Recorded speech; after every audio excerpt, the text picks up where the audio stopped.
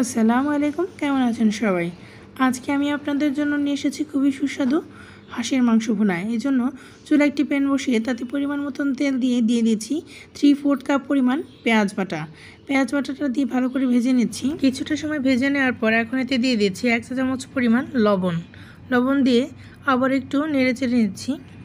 লবণ দিয়ে হালকা নেড়ে চেড়ে পেঁয়াজটাকে আমি আরও 1 মিনিট ভেজে নিয়েছি। এখন আমি এতে দিয়ে দিচ্ছি 1 চা চামচ পরিমাণ আদা বাটা এবং 1 চা চামচ পরিমাণ রসুন বাটা।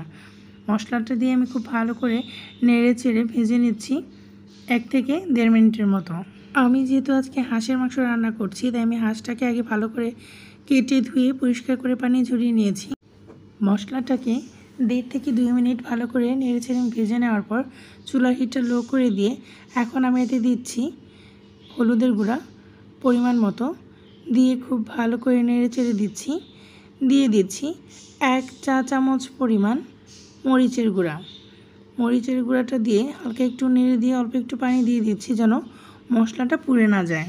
মরিচের গুঁড়োটা দেওয়ার পর আমি মশলাটাকে আরও 2 মিনিটের মতন ভালো করে ভেজে নিচ্ছি। মশলাটা আরও 2 মিনিট কষানো হয়ে গেলে এখন আমি আগে থেকে ধুয়ে পানি ঝরিয়ে রাখা হাঁসের মাংসটাতে দিয়ে দিচ্ছি এবং মশলার সাথে খুব ভালো করে নেড়ে চেড়ে 4 থেকে 5 মিনিট কষিয়ে নিচ্ছি। মাংসটাকে 4 থেকে 5 মিনিট কষিয়ে নেওয়ার পর যখন দেখব যে তেলটা উপরে উঠে এসেছে, তখন আমি একটা ঢাকনা দিয়ে ঢেকে দিব। আর ঢাকনা দিয়ে ঢেকে আমি 2 মিনিট মতো জাল করে নিব। আর এই সময় চুলার আঁচ থাকবে মিডিয়াম টু লোতে। 2 মিনিট হয়ে গেছে, আমি ঢাকনাটা তুলে আবারও ভালো করে মাংসটাকে নেড়ে চেড়ে দিচ্ছি যেন নিচে লেগে না যায়। আর এইভাবে করে এখন আমি ঢাকনা দেওয়া ছাড়াই এটাকে 5 থেকে 6 মিনিট আবারও ভালো করে কষিয়ে নিব।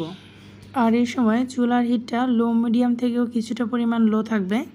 সেই সাথে খেয়াল রাখতে হবে মশলাটা যেন পাতিলের গায়ে লেগে না যায়, মানে পুড়ে না যায়। 5 থেকে 6 মিনিট মাংসটাকে কষিয়ে নেওয়ার পর আপনারা নিশ্চয়ই দেখতে পাচ্ছেন মাংসটার কালার চেঞ্জ হয়ে গেছে।